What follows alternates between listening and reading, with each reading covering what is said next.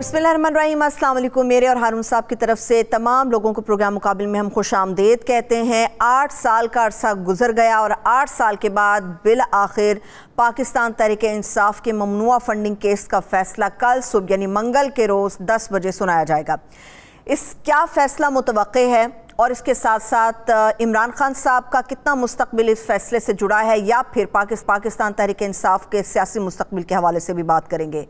Chief election commissioner का तनाज़ा है कि तूल पकड़ता चला जा रहा है, अखलाकी पोजीशन क्या है और ऐसी सूरत हाल में आम इंतखाबात के हवाले से भी हारून साहब का तज्जिया लेंगे। चौधरी शुजात साहब ने भी आज बड़ी धुआंधार प्रेस कॉन्फ्रेंस की और प्रेस कॉन्फ्रेंस में उन्होंने कहा कि किसी को मुर्द इल्ज़ाम नहीं ठहराया जा सकता, सिर्फ खराबी की जिम्मेदार खुद ये सियासतदान है। पाकिस्तान के अंदर उन्होंने कहा कि सच बोलना एक गुनाह बनता जा रहा है। मगर तारिक बशीर चीमा साहब ने दबे अल्फाज में एक धमकी भी दी और ये कहा कि जो लोग भी पेंडोरा बॉक्स खोलने की कोशिश कर रहे हैं, कोशिश करें ऐसा ना हो, क्योंकि इन्हीं लोगों को सबसे ज़्यादा तकलीफ होगी। इस प्रेस कॉन्फ्रेंस के ऊपर हारून साहब से बात करेंगे। कलअदम तहरीक तालिबान पाकिस्तान के साथ रियासत पाकिस्तान के मुज़ाकरात के ऊपर बात होगी। इम्कानात क्या हैं और ऐसे कौन से मुतालिबात हैं जिन पर रियासत पाकिस्तान पीछे हटने को तैयार नहीं है और ख़ुद तालिबान भी इन मुतालिबात से पीछे हटने को तैयार नहीं। इसके मुस्तकबिल पर बात होगी। सैलाब की नाकाबिले बयान तबाहकारियाँ हैं, सूरत हाल इस नहज पर पहुंची क्या और अब मज़ीद क्या हो सकता है, ये भी जानेंगे। हारून साहब, सबसे पहले तो फाइनली कहा जा रहा है कि शायद मौजूदा हुकूमत का भी कुछ दबाव था, इलेक्शन कमीशन के ऊपर बार बार कहा जा रहा था कि ममनुआ फंडिंग केस का फैसला सुनाया जाए। फाइनली ये फैसला कल आ रहा है सामने, क्या आप एक्सपेक्ट कर रहे हैं, किस किस्म का फैसला होगा? ज़्यादातर लोगों का ख्याल ये है जो कानून को समझते हैं और इलेक्शन कमीशन के किरदार को और उस मामले की नौइयत को, जो जिन्होंने इसका मुताला किया है कि ये बाहर से पैसे जो समंदर पार पाकिस्तानियों ने भेजे उसकी नौइयत क्या है, उनका ख्याल ये है कि जुर्माना हो सकता है, इससे ज़्यादा कुछ नहीं हो सकता। और जुर्माना हो जाए तो अदा कर देंगे। बहरहाल और पार्टी के लिए फंडिंग की तो कोई कमी नहीं है, पीटीआई के लिए उनके लिए कोई संगीन मसला नहीं है। उसको प्रोपेगेंडा के लिए ज़रूर इस्तेमाल किया जाएगा कि ये साबित हो गया और वो साबित हो गया। वो बेकायदगियाँ तो सारी सियासी जमातों, एक आध के सिवा सारी सियासी जमातों के उसमें हैं। वो उन पे तो उसामा बिन लादेन से पैसे लेने का इल्ज़ाम है और वो मैंने ही खबर सबसे पहले दी थी और किसी ने उसकी कभी तरदीद नहीं की और तरदीद कर नहीं सकते थे क्योंकि गवाह जिंदा सलामत मौजूद थे। अब तो उनमें से कुछ इस दुनिया में नहीं है, लेकिन अब भी लोग मौजूद हैं। और अरब ममालिक से फंडिंग है, वो तो नून लीग को पैसे लेती रही है और ये इनका भी रिकॉर्ड पे है, पीपल्स पार्टी का भी रिकॉर्ड पे है। अरबों से खतूत मौजूद हैं, रिकॉर्ड पे हैं चीज़ें। बहरहाल वो ये मेरा ख्याल है ये नहीं है मसला कोई। और फिर ये कि इलेक्शन कमीशन का फैसला क्या, चीफ इलेक्शन कमिश्नर खुद मुतनाज़ा हैं, अदालत में चला जाएगा मेरा ख्याल है मामला। वो जो भी फैसला आया अदालत में तो कोई ना कोई फरीक जाएगा ज़रूर, इस्लामाबाद हाई कोर्ट में मेरा ख्याल है और फिर सुप्रीम कोर्ट में जाएगा। तो पाबंदी कभी पॉपुलर पॉलिटिकल पार्टियों पे पाबंदी लगी है, बचकाना बात है। किसी एक फिर कोई फरीक जज थोड़ी होता है, दो फरीक हैं तो वो उनमें से किसी को फैसला करने का हक तो नहीं है। हतमी राय तो अदालत की होती है। तो ये इलेक्शन चीफ इलेक्शन कमिश्नर को तो वैसे मुस्तफ़ी हो जाने चाहिए।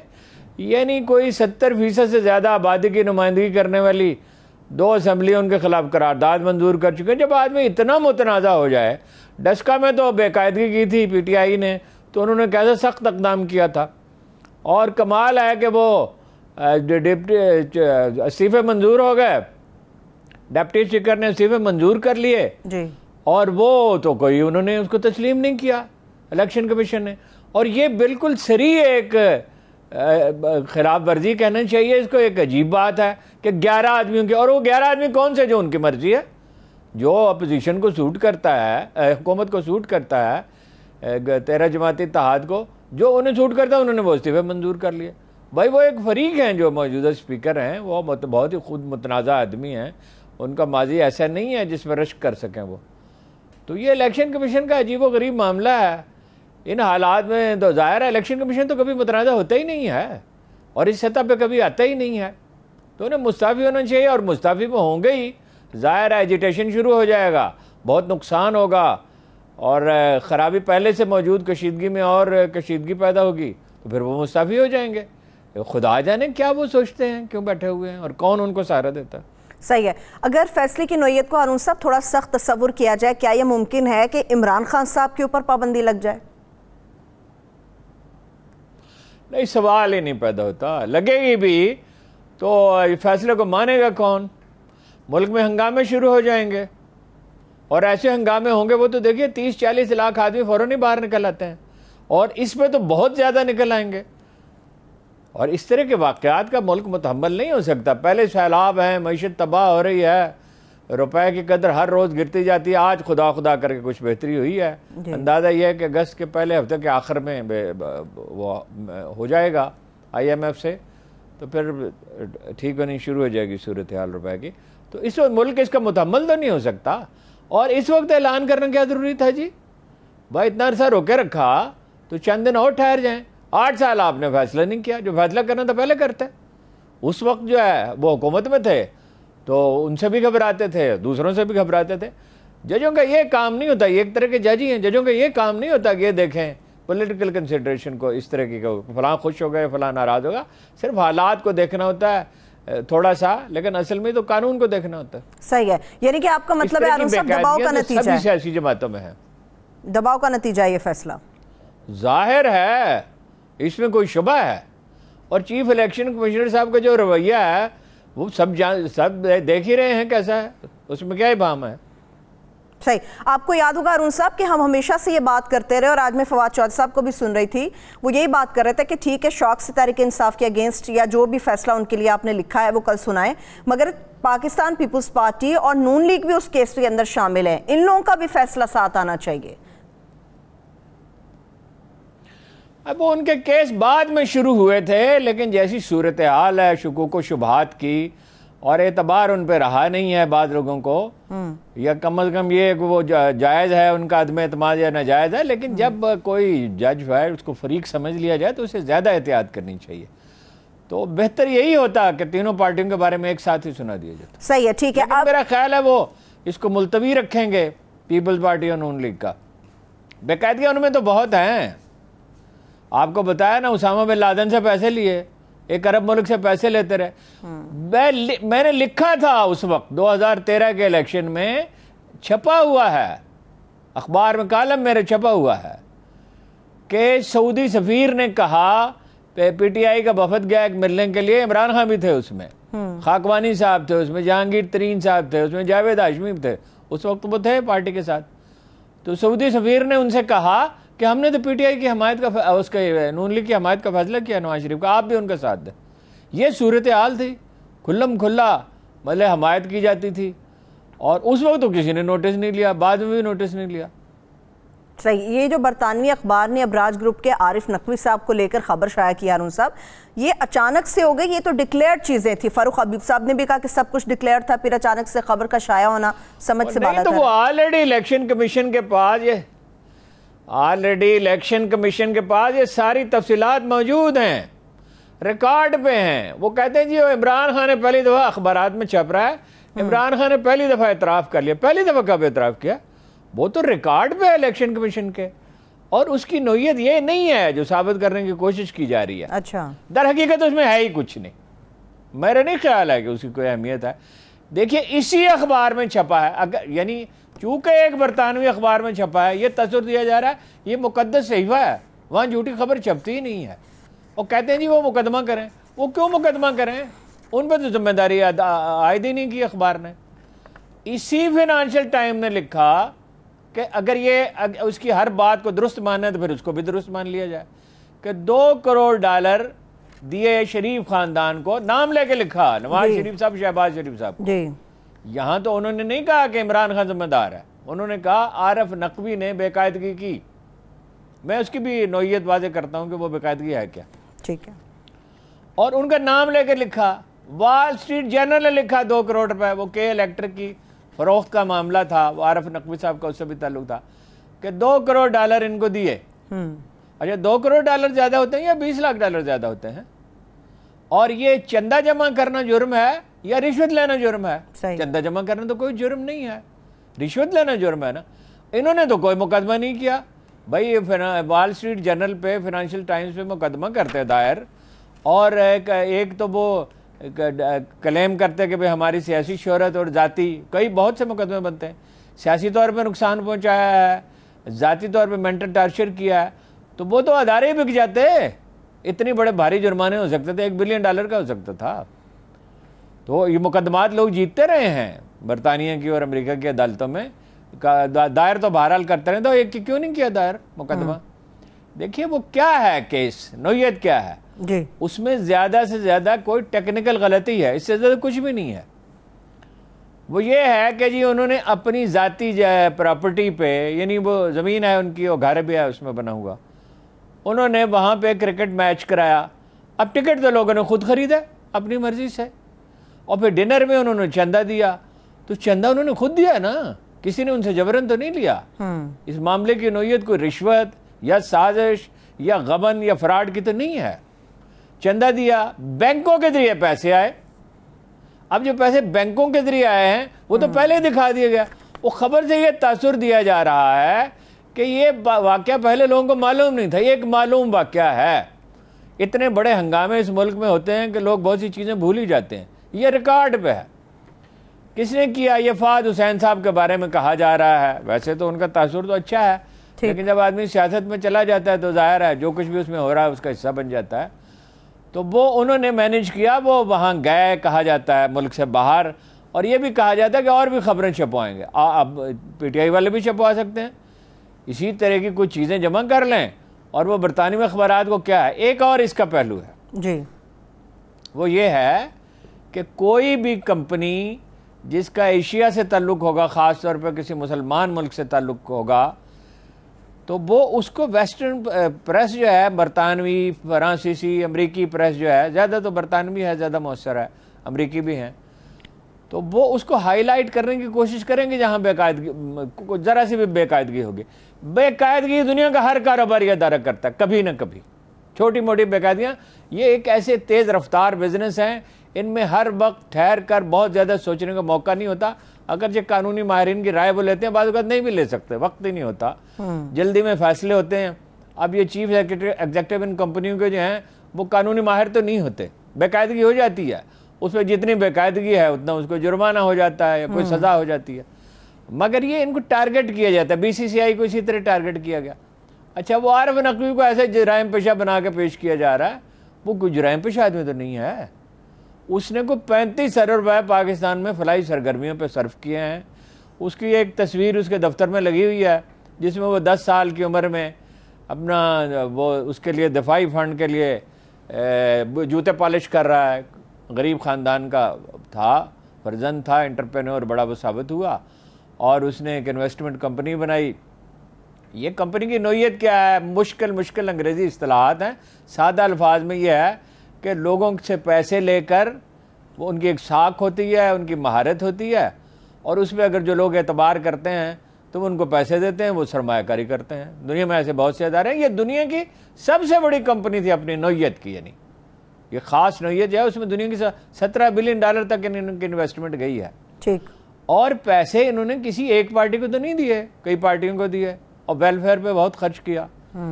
और ये मसलन मलाला यूसुफजई और 2 बच्चियां जो थी वो ज़ख्मी हुई जी, तो वो उनको लेके गए, उनकी तालीम के अखराजात बर्दाश्त किए, और बहुत सी चीज़ों पे।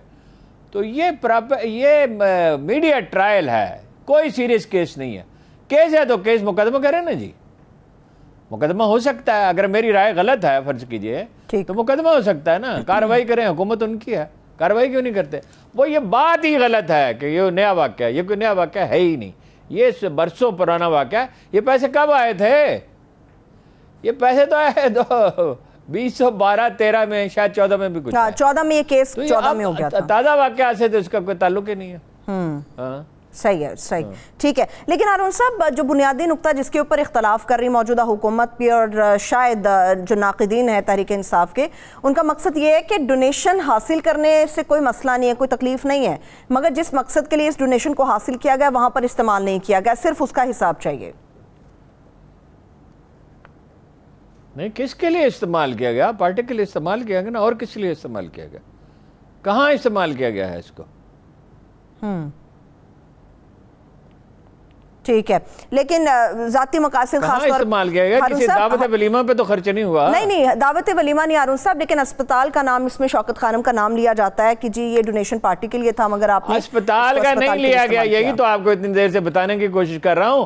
और एलानिया क्रिकेट मैच है, उसका ऐलान हुआ, उसके दावतनामे जारी हुए, शौकत खानम कहां से आ गया इसमें? ठीक है। अब जो शौकत खानम को पैसों की कमी है, दुरुस्त बात। या मुझे ये आप ये बात समझने की कोशिश करें, डोनेशंस का कोई प्रॉब्लम नहीं है पीटीआई को।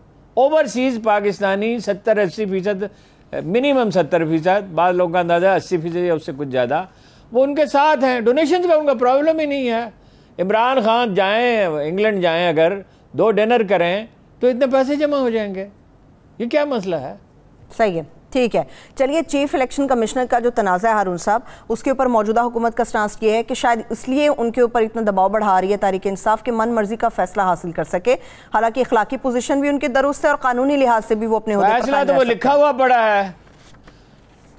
नहीं, फैसला तो वो लिखा हुआ पड़ा है, अप्रैल में फैसला तो हो गया था, फैसला तो हो चुका है, तब दबाव से फैसला बदल कैसे सकता है? दबाव कब से बढ़ाया हुआ है ना हारून साहब उन्होंने चीफ इलेक्शन कमिश्नर के ऊपर कि ये मुतनाज़े हैं। नहीं तो मुतनाज़े हैं ना वो, इसमें डाउट है, उसके मुतनाज़ा होने में कोई शुबा है? इखलाकी पोजीशन उनके क्या है? आप समझते हैं उन्हें मुस्ताफ़ी होना चाहिए?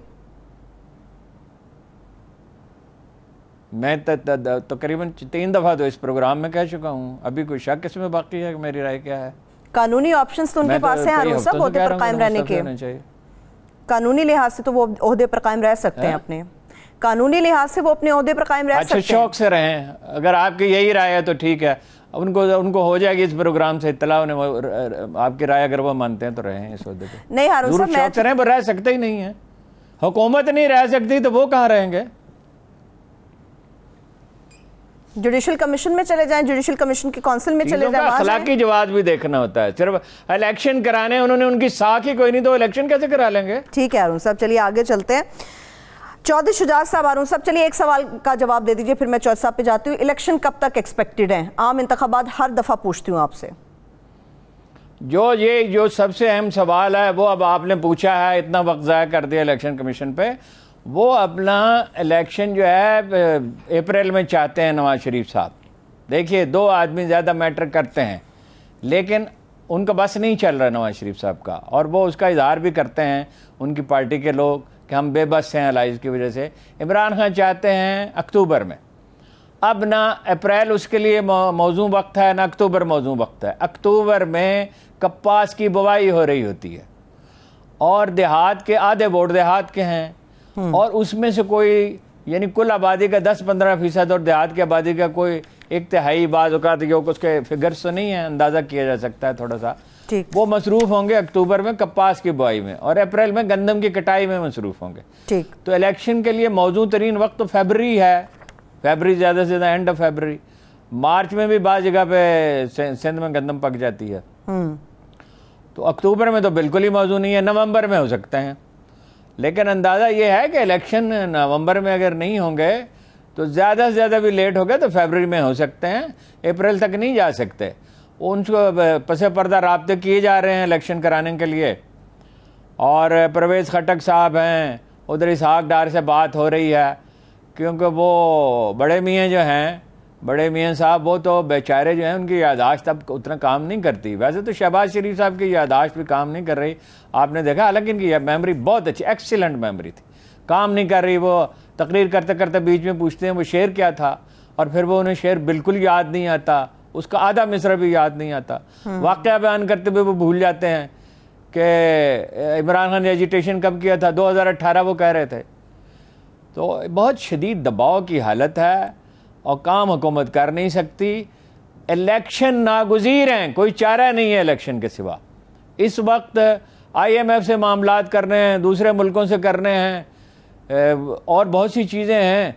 बेयकीनी सबसे बड़ा मर्ज तो जो मईशत को ला के वो बेयकीनी का, तो इलेक्शन ज़्यादा नहीं मुलतवी हो सकते अगर वो मानेंगे।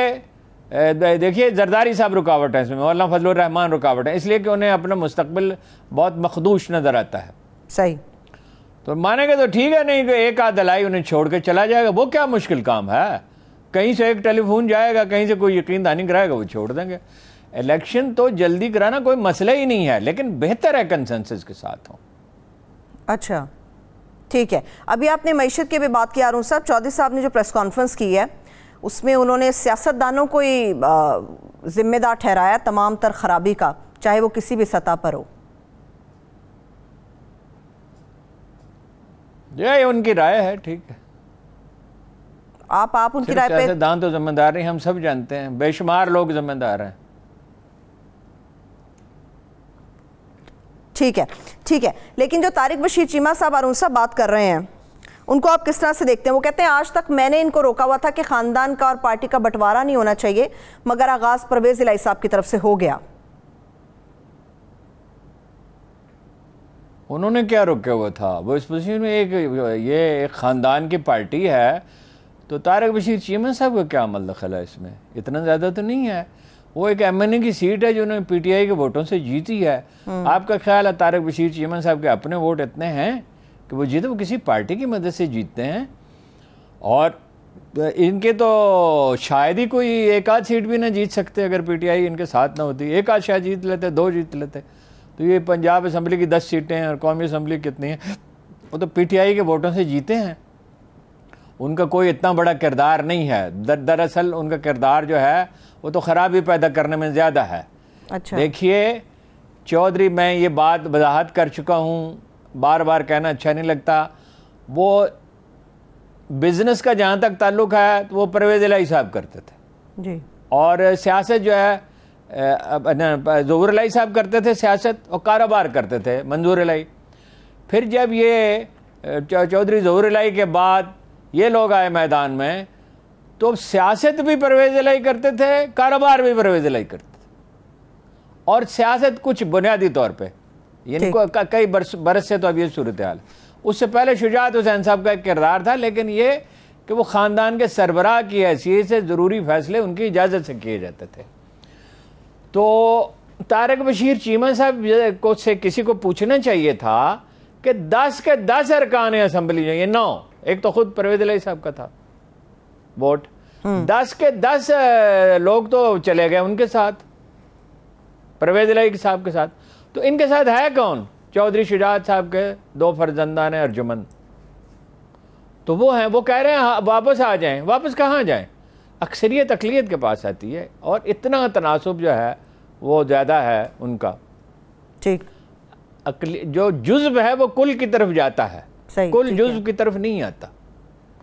तो लोग तो उनकी पार्टी तो उनके साथ है, और चौधरी शुजात साहब को इस हालत में लेके आना जी, ये कोई, अब क्या इसके लिए लफ्ज़ इस्तेमाल किया जाए, मुझे झिझक हो रही है। यानी ख़ानदान से ताल्लुक़ रखने वाला हर आदमी जो है इस पर गमज़दा है, और पाकिस्तानी सियासत में इससे जो पहले ही बहुत बुरी हालत में थी, बड़ी ख़राबी बढ़ गई है, पैदा नहीं हुई, बढ़ गई है और बढ़ गई है। तो वो चौधरी शुजात इस हाल में हैं, वो बोल नहीं सकते बेचारे, पढ़ नहीं सकते। सवालों के ज़्यादातर जवाब बशीर चीमा साहब ने दिए। अब ये मालूम भी नहीं है कि वो मौक़िफ़ चौधरी शुजात का है भी या नहीं। सही। तो औलाद अब चौधरी साहब फरमाते हैं, अब मुझे बहुत तामुल हो रहा है बात करने में, कि जी मेरे बेटों ने मेरी इजाज़त से किया है। जी, तो किया तो बेटों नहीं है ना, चौधरी साहब का क्या अमल दखल है?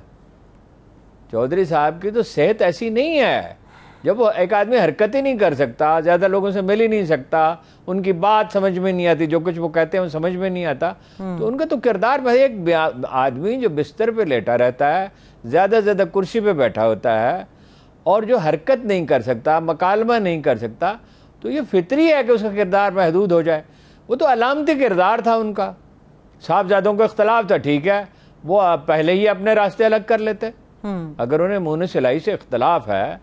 लेकिन मुनिस इलाही जो बात कह रहे हैं वो ये है कि अक्सरियत उनकी है, PTI की है जी। सिर्फ ये अक्सरियत इस एतबार से नहीं कि वो मुल्क की सबसे बड़ी पार्टी है, बल्कि अगर इलेक्शन लड़ना है तो किसकी मदद से लड़ेंगे?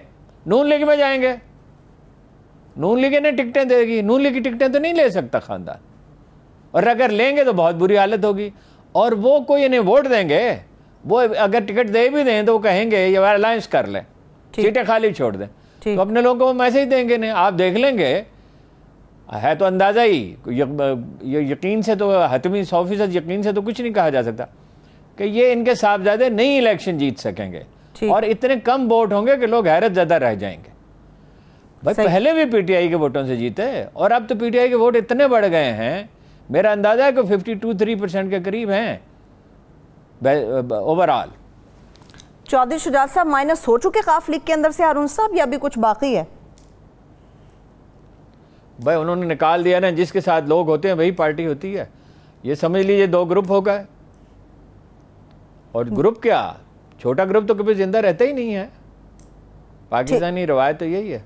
ठीक है, लेकिन हारून साहब ये कहा जा रहा था आज प्रेस कॉन्फ्रेंस में भी बार बार के वो बानी हैं पार्टी के, उनको सदारत से एक तो हटाया नहीं जा सकता, और दूसरा चौधरी शुजात साहब ने कहा कि वो पार्टी आइन के अंदर तब्दीली करना चाहते हैं। तो कर लेना तब्दीली, जो मर्जी करें, जब उनके साथ लोग ही नहीं हैं। मैंने आपको एक्सप्लेन कर दिया कि वो किसके वोटों से जीतेंगे। इलेक्शन लड़ेंगे तो कौन उन्हें वोट देगा? नून लीग वाले उन्हें वोट देंगे। ये बात समझ में आती है आपको? ठीक है, चलिए ब्रेक की तरफ अभी चलते हैं, ब्रेक ले लेते हैं, ब्रेक से वापस आएंगे। किताब का ठीक है हारून साहब, ब्रेक से वापस आके मैं बात करती हूँ मजीद। एक छोटी सी ब्रेक से वापस आके यहीं से आगे बढ़ेंगे, हमारे साथ रहिए। ब्रेक के बाद एक बार फिर से प्रोग्राम में हम आपको खुश आमदेद कहेंगे। कालेदम तहरीक तालिबान पाकिस्तान से होने वाले मुज़ाकरात के ऊपर हारून साहब से बात होगी, मगर उससे पहले हारून साहब आप अपनी बात को मुकम्मल कर लीजिए।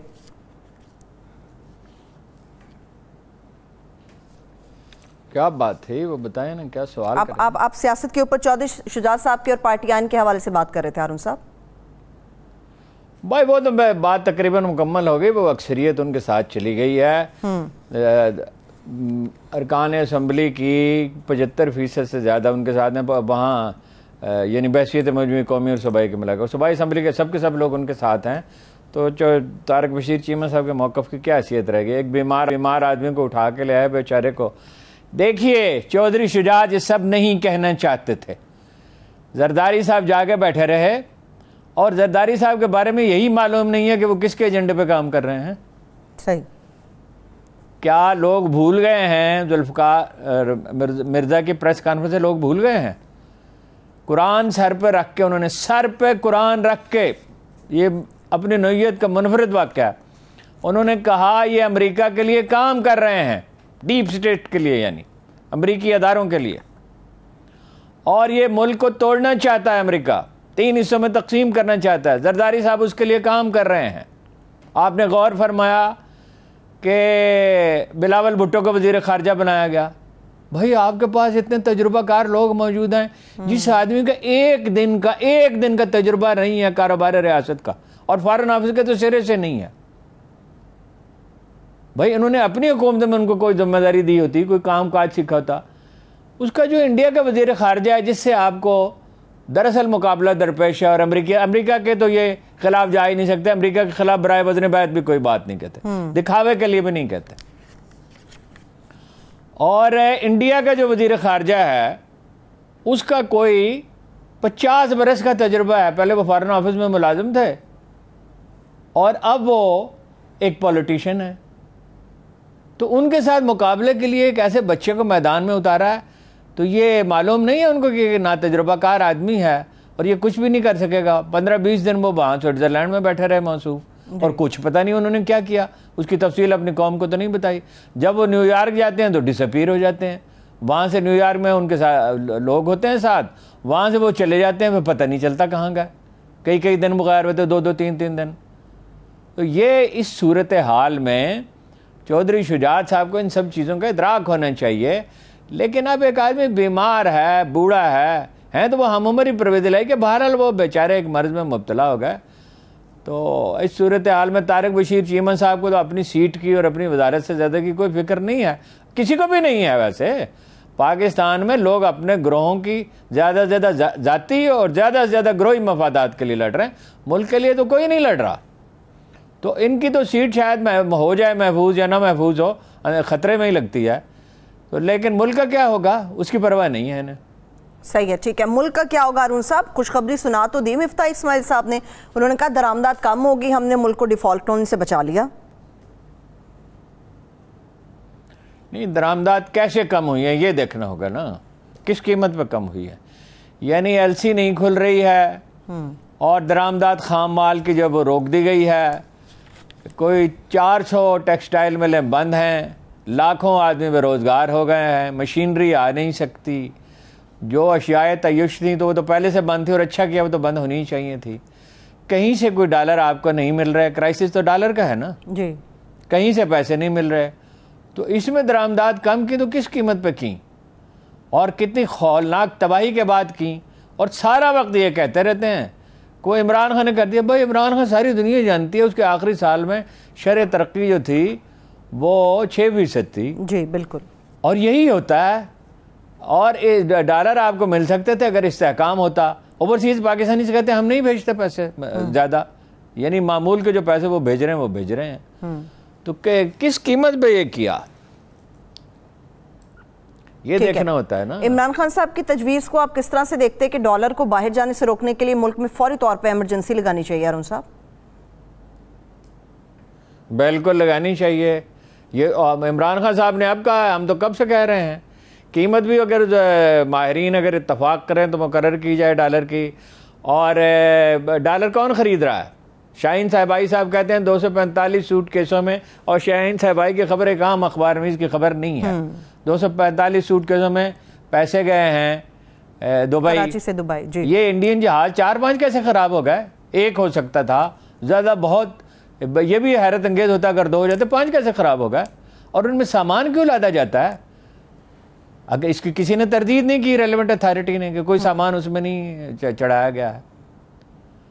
तो पैसे जो दूसरे का, जिन लोगों के पास पैसे पड़े हुए $5 बिलियन है, $5 बिलियन बाद ग्रुपों के पास मिला जुला के, कुछ तो मुस्तकिल जाते ही रहते हैं। तो आपने कोई मैकेनिज्म नहीं बनाया। इतनी खौफनाक सूरत हाल में आपने कोई कार्रवाई नहीं की किसी के खिलाफ, कोई रोकने की कोशिश नहीं की।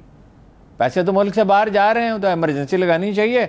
और जो ज़रूरी इक़दाम हैं लाजमी, जहाँ सख्ती की ज़रूरत है वहाँ सख्ती की जाए, जहाँ इंसेंटिव देने की ज़रूरत है वहाँ इंसेंटिव दिया जाए, जहाँ समझाने की ज़रूरत है समझाया जाए।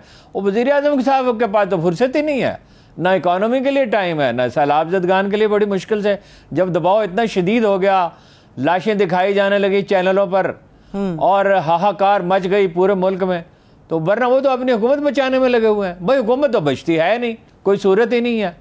मौलाना फजलुर रहमान की तो कितने अरकान हैं उनके कौमी असम्बली में, वो बचा लेंगे? और वो कितना प्रेशर बिल्ड कर लेंगे? और कब तक नवाज शरीफ को ब्लैकमेल कर लेंगे? नवाज शरीफ साहब जानते हैं कि जितने इलेक्शन लेट होंगे उतने पीटीआई के वोट बढ़ जाएंगे, उतने में उनके उम्मीदवार भाग जाएंगे, उतने ख़राब उम्मीदवार उन्हें मिलेंगे, कमज़ोर उम्मीदवार मिलेंगे। अभी तो उन्हें बड़े क्राइसिस का सामना करना पड़ेगा। ये जो लोग लौटे हुए, अब उनको टिकट देंगे तो हारेंगे, नहीं देंगे तो वो इंडिपेंडेंट खड़े हो जाएंगे। सही सही, अभी तो बड़ा क्राइसिस होगा। सही है। इमरान खान साहब ने आज आईना दिखाया ना हारून साहब, उनके दौर में जरदारी साहब का मसला ये समझ लें, मैंने कई दफ़ा आपको एक्सप्लेन किया है, जरदारी साहब का प्रॉब्लम है।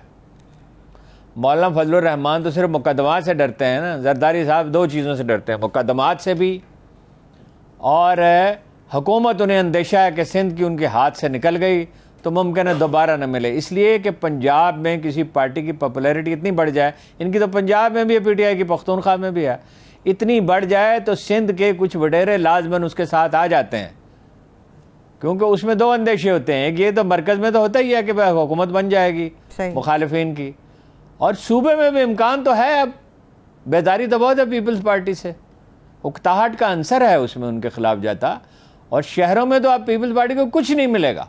और इस सैलाब के बाद तो जो थोड़ी बहुत हमायत थी शहरों में वो तो ख़त्म हो गई, और शहरों की कुल सीटें अगर आप देखें तो वो देहात से शायद बढ़ जाती हैं। ठीक है। और हारून साहब, इमरान खान साहब ने जो आईना दिखाया आज, उन्होंने एक कौंसिल के अंदर खिताब भी किया, तहरीक इंसाफ की नेशनल कौंसिल का इजलास था। उन्होंने बताया बैरूनी खसारा कितना था, महंगाई कितनी थी, डॉलर कितना था, पेट्रोल कितना था। फिर ये किस हैसियत में कहते हैं कि ये मुकर्ररा मुद्दत भी पूरी करेंगे और अगला इलेक्शन जीत कर भी दिखाएंगे? नहीं, उसका तो सवाल ही नहीं पैदा होता। वो सियासतदानों के हम दावों और नारों पे, बयानात पे नहीं जाते, सिर्फ सूरत हाल को देखते, उसका कोई सवाल ही नहीं पैदा होता। ईरान की तरफ ना ये मुद्दत पूरी कर सकती है, और मुद्दत पूरी करेंगे तो अपनी कब्र खो देंगे। फर्ज कीजिए किसी तरह मुद्दत पूरी कर लेते हैं तो कब्र खो देंगे अपनी, इनकी 1/3 सीटें भी शायद ना हो। और अगर बर वक्त हो जाए, अभी देखिए डैमेज तो मुसलसल है, जैसे दरिया से कटाव हो रहा हो तो वो जारी रहता है। सही। और वो अमल, अगर बारिशें हो रही हैं पीछे, दरिया से कटाव हो रहा है तो होता रहेगा। तो वो पीटीआई तो देखे ना, सोशल मीडिया पे भी अपनी जंग जीत गई, मीडिया में भी जीत गई, और इलेक्शन हुए वो भी जीत गई, और 15 सीटें नहीं जीती हैं। हकीकत यह है कि उन्होंने 16 सीटें जीती और एक इंडिपेंडेंट जीता है। तो 20 में से तो 3 सीटें इनको मिली हैं पंजाब में, तो पख्तूनख्वा में क्या होगा? और सिंध में तो है नहीं नून लीग, और बलूचिस्तान में तो कोई पॉलिटिकल पार्टी मौसर नहीं है, अगर कुछ है तो बैप है। सही है, ठीक है। मईशत के ऊपर एक आखिरी सवाल हारून साहब, फिर आगे बढ़ते हैं। आप हमेशा ईरान के हवाले से भी बात करते हैं, रूस की आप बात करते रहे हैं, ईरान की तरफ क्यों नहीं देखती हमारी हुकूमत? कोई एग्रीमेंट उनके साथ क्यों नहीं करती? क्या कोई एग्रीमेंट हाल ही में हुआ उनके साथ? नहीं किया हुआ है एग्रीमेंट, अभी हुआ है ना, $60 करोड़ की वो गैस देंगे, और वो उसके लिए आपको डॉलर में अदायगी नहीं करनी होगी, उसमें अच्छी बात यह है। ज़बरदस्त। तो वो आप उसके बदले में चावल देंगे या पाकिस्तानी करेंसी में अदायगी करेंगे? चावल काफ़ी है पाकिस्तान में। ईरान में ये चावल बासमती नहीं खाया जाता, जो हमारे यहाँ ज़्यादा चावल खाया जाता है वो बासमती है। उनके यहाँ दूसरी अक़साम का चावल खाया जाता है, तो निस्बतन सस्ता है। उसकी वजह ये नहीं है कि वो सस्ता चावल ख़रीदना चाहते हैं, उसकी वजह यह है कि वहाँ लोग खाते ही वही चावल हैं, ईरान में वही पैदा होता है, वो सदियों से यही खाते आए हैं। तो वो हुआ है वो। तो बाकी गैस का तो मैं आपसे अर्ज कर चुका हूँ, ये अमेरिका से डरते हैं, और ये तो ना रूस से मामला नहीं कर सकते, तो उनसे क्या करेंगे? और रूस का तेल नहीं खरीद सकते, जो इंडिया भी खरीद रहा है, मिस्र भी खरीद रहा है, सऊदी अरब भी खरीद रहा है, सब ममालिक खरीद रहे हैं, बस हम नहीं खरीद रहे। सही, ठीक है। मामला तय करने की बात है हारून साहब। कलअदम तहरीक तालिबान पाकिस्तान के साथ जो रियासत पाकिस्तान मुज़ाकरात कर रही है, इम्कानात क्या है? क्या आपको कुछ रोशन इम्कानात नज़र आ रहे हैं, या बात वहीं पर डेडलॉक पे आके ख़त्म हो जाएगी? देखिए, जो उनके मुतालबात हैं उन्हें अगर आप मलहूज रखें तो वो मुतालबात तो नहीं मान सकती हुकूमत पाकिस्तान। वो कहते हैं कि जो कबायली इलाके आपने जम किए हैं वो उनकी पुरानी हैसियत बहाल कर दें। ये तो हो ही नहीं सकता, ये तो आइन की खिलाफ वर्जी है, किसी को इख्तियार ही नहीं है कि वो कर दे। और आइन में तरमीम करने के लिए 2/3 अक्सरियत चाहिए, वो किसी के पास है ही नहीं। और असम्बली इसकी इजाज़त नहीं देगी, सेनेट भी इसकी इजाज़त नहीं देगी, पॉलिटिकल पार्टियों की अक्सरियत भी इसकी इजाज़त नहीं देगी। ये तो अब वो एक ऐसा मुतालबा कर रहे हैं जो पूरा हो ही नहीं सकता। असल में तो वो ये कह रहे हैं कि हमारे हवाले कर दें कबायली इलाका भी। उन्होंने जो बयान जारी किया उससे ये वाज़ेह है, दरअसल क्या कह रहे हैं, हमारे हवाले कर दें। कबायली इलाका नहीं, सिर्फ मालाकंड भी, यानी रियासत सवात भी, जो पुरानी रियासत सवात से वो कहते हैं वहाँ हम इस्लामी निज़ाम नाफिज करेंगे। उन्होंने जस्टिस तकी उस्मानी साहब ने उनसे कहा कि ये आइन है, बताइए इसमें क्या चीज़ इस्लाम के खिलाफ है? ज़ाहिर है इस्लाम के खिलाफ तो कोई चीज़ नहीं है। वो कह रहे हैं कि गैर इस्लामी जमहूरी निज़ाम। ये गैर इस्लामी जमहूरी निज़ाम क्या होता है? शायद काफराना का लफ्ज़ भी इस्तेमाल किया है।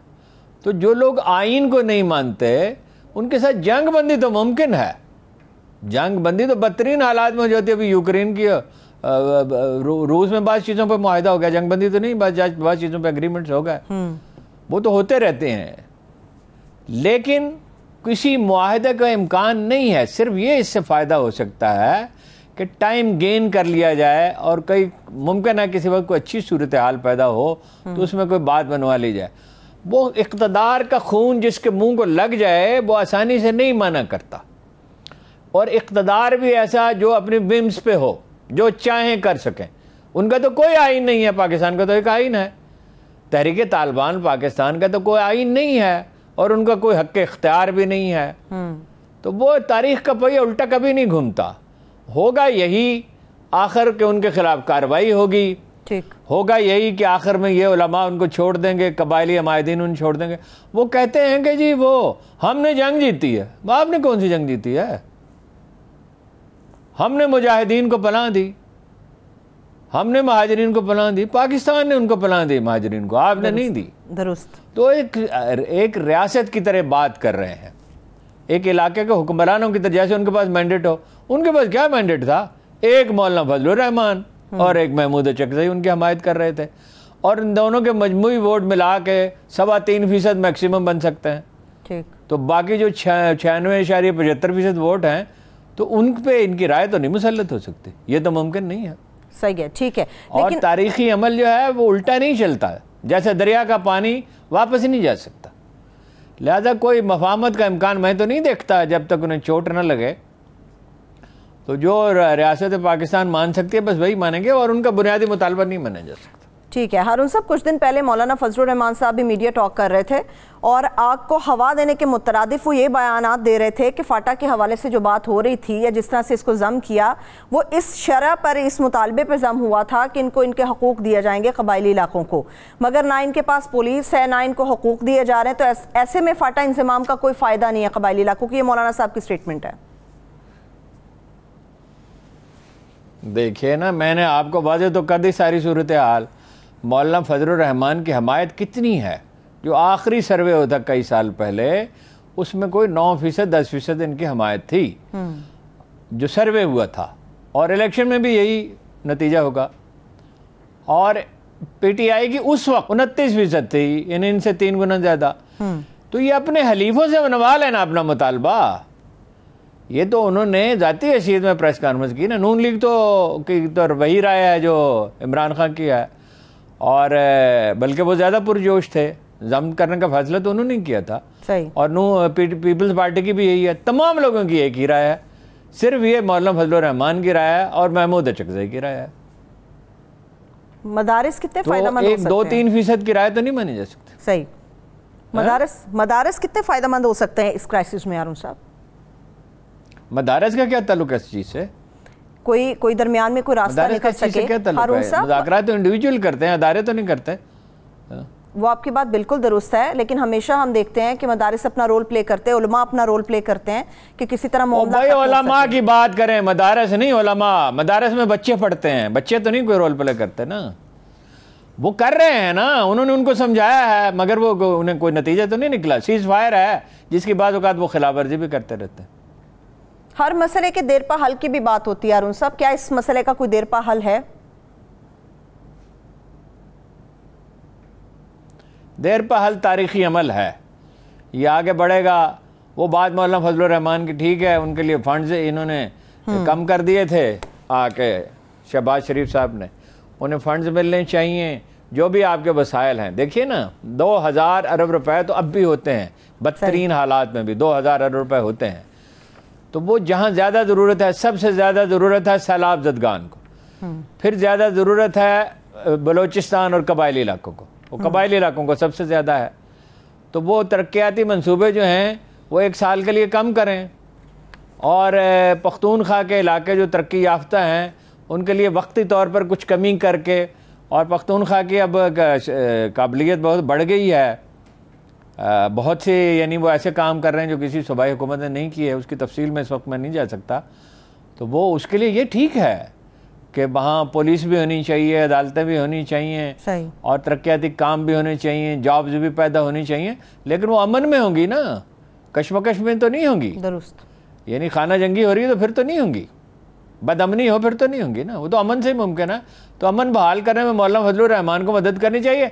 जो लोग वहाँ फसाद का मूजिब है उनके मकतब फ़िक्र से ही ताल्लुक़ रखते हैं ना। और सारी सियासत तो वो 200 बरस की बात करते हैं, हमारी 200 साल तहरीक है, तो वो अपनी मकतब फ़िक्र के लिए उनकी जद्दोजहद है 200 बरस। वो आम मुसलमानों के लिए तो नहीं है, जो पाकिस्तान के लिए तो नहीं है। ठीक है, ठीक है। अब आखिरी मौजूद हारून साहब, कुछ सैलाब के ऊपर बात करते हैं, कुछ आपने गुफ्तगू इसके ऊपर कर ली शहबाज शरीफ साहब को लेके।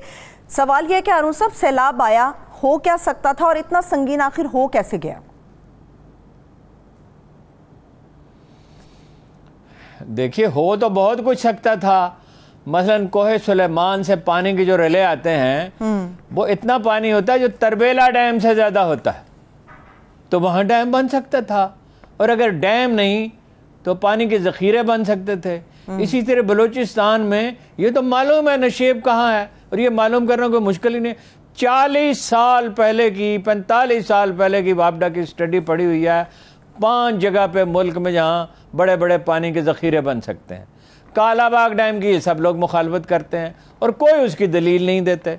नून लीग उसके हक में है, पीटीआई हक में ऐलान अगरचे नहीं करती, इसलिए कि वो हंगामे शुरू हो जाते हैं। और वो वापडा के साबिक़ चेयरमैन जो इसके पुरजोश हामी थे और जिन्होंने इस पर बड़ा काम, जिनकी बड़ी रिस्पेक्ट थी, शमसुल मुल्क से वली खान ने कहा था कि ये 100% जेन्युइन भी हो तो हम नहीं बनने देंगे। इससे अंदाज़ा होता है ना कि कौन इसके पीछे था। तो डैम जो है वो बना ही नहीं गया। अब इमरान खान आए तो उन्होंने वो 3 डैम्स पे काम शुरू किया जी। तरबेला और मंगला के बाद तो कोई डैम बना ही नहीं, 40-50 साल हो गए। अयूब खान के जाने के बाद इससे भी ज़्यादा हो गया, कभी कोई डैम बना नहीं। छोटे डैम जैसे पोठवार में बनते हैं, बलूचिस्तान में बन सकते हैं।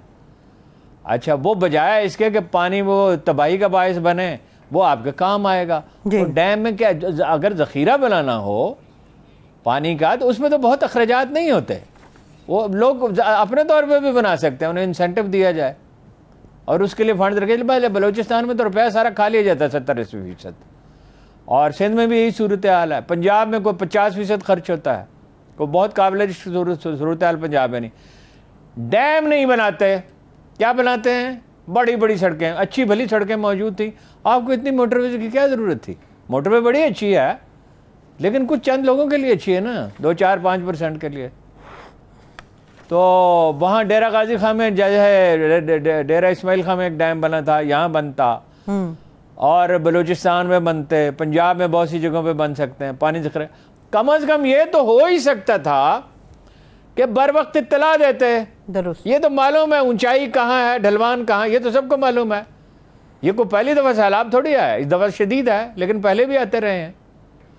तो वो आबादी को वहाँ मुंतकिल तो किया जा सकता था। कितना बड़ा इलाका है, जो मुतसरा इलाका है उसमें आबादी बहुत ज़्यादा नहीं है, ट्रक भेजे जा सकते थे, फौज के ट्रक भेजे जा, हम सबको मालूम था। कितने ट्वीट तो मैंने इस पर किए और प्रोग्राम में भी बात की कि बारिशें बहुत ज़्यादा होंगी। महकमा मौसियात भी कारकर्दगी वैसी अच्छी नहीं रही जैसी 8-10 साल पहले थी, करती थी जब तक हफीज साहब थे, लेकिन बहरहाल अब भी अच्छी है। ये तो उन्होंने बता दिया था बहुत बारिशें होंगी, तो भाई उन्हें नशेब से मुंतकिल करते हाइट्स पे। तो जो पैसे अब 8 लाख रुपए हर जो आदमी दुनिया से गया है उसके लिए दे रहे हैं, इससे तो कम पैसा खर्च होता है। लेकिन शहबाज शरीफ साहब तो अपनी सियासत में मसरूफ़ थे, सूबाई हुकूमतें भी इसी में मसरूफ़ थी, सियासी जमातें भी इसी में मसरूफ़ थी। कम अज़ कम आबादी का को मुंतकिल करना तो मुमकिन था। लाख डर तो यही है कि वो पानी को जमा करें और इस्तेमाल करें, और क्या सही है। ठीक है, लेकिन अरुण साहब, क्या ये सियासत में इन्वॉल्वमेंट थी कि इमदादी कार्रवाइयाँ भी बहुत ज़्यादा ताख़ीर से शुरू हुई? नज़र तो सबको आ रहा था कितना नुकसान हो रहा है, फिर इमदादी कार्रवाइयाँ जब एक हंगामा शुरू हो गया, लाशें तैरती हुई नजर आने लगी, तब शहबाज शरीफ साहब निकले। वो तो उनके लिए, उनके पास इकानमी के लिए भी कोई वक्त नहीं था और सैलाब ज़दगान के लिए भी नहीं था। हालांकि वो अच्छा, फिर अदारों को देख लें, वो डिजास्टर मैनेजमेंट का जो मरकजी अदारा है, जो सूबाई अदारे, वो कहाँ है? वो तो कहीं नजर ही नहीं आ रहे। इसका मतलब है कि उन अदारों की तश्कील नाकस थी। उनके लिए जो अब लोग जमा किए गए, उनमें जो भर्ती किए गए, बड़े बड़े मनासिब पे जो लोग बैठे थे, वो इसके लिए मौजूद ही नहीं थे। वो कम अज़ कम ये तो कर सकते थे, वसाइल तो उनके पास नहीं होते, वो तो हुकूमतों के पास होते हैं, उनके पास तो बहुत महदूद वसाइल होते हैं। वो ये तो कर सकते थे कि चीखो पुकार करते बर वक्त, उन्होंने तो ये भी नहीं किया। भाई ऐलानात करते कि फलां फलां फलां इलाके में, ये तो कोई काम नहीं है, तो आप टेलीविजन से कर सकते हैं, रेडियो से कर सकते हैं, रेडियो उस इलाके में तकसीम कर सकते थे। सही सही। वहाँ जो देरपा मंसूबे हैं उसमें तो एक ये है कि मकानात जो आबादियाँ हैं, कच्चे तो मकानात हैं, उनको मुंतकिल करना ऐसा बहुत मुश्किल नहीं है। आप 1 अरब रुपये 14 अगस्त के जश्न के लिए रख रहे हैं तो बहुत ज़्यादा पैसे नहीं चाहिए उन्हें। वो आप कच्चे कमरे उन्होंने बनाने, कम से कम हर ख़ानदान एक कमरा ऊंची जगह पे बना ले। फ़र्ज़ कीजिए उनकी वहाँ को मजबूरी है, खेत हैं, वैसे तो खेत उस इलाके में कम है, तो वो अपना वहाँ तो ज़्यादातर मर्द जो हैं वो कराची में और सिंध के दूसरे शहरों में, और कुछ थोड़े बहुत पंजाब में भी, पख्तूनख्वा में भी जॉब्स करते हैं, कुछ बलूचिस्तान में भी, दूर दराज इलाकों में उसकी वसअत बहुत ज़्यादा है। तो ये तो बहुत कुछ किया जा सकता था, लेकिन ये सैलाब खत्म हो जाएगा, मीडिया भी भूल जाएगा, हुकूमतें भी भूल जाएंगी। चलिए, बहुत शुक्रिया, लॉन्ग टर्म प्लानिंग तो बहुत शुक्रिया, thank you so much. Arun Singh वालों को शुक्रिया, इजाज़त दीजिए, अपना ख्याल रखिए, खुदा हाफिज़।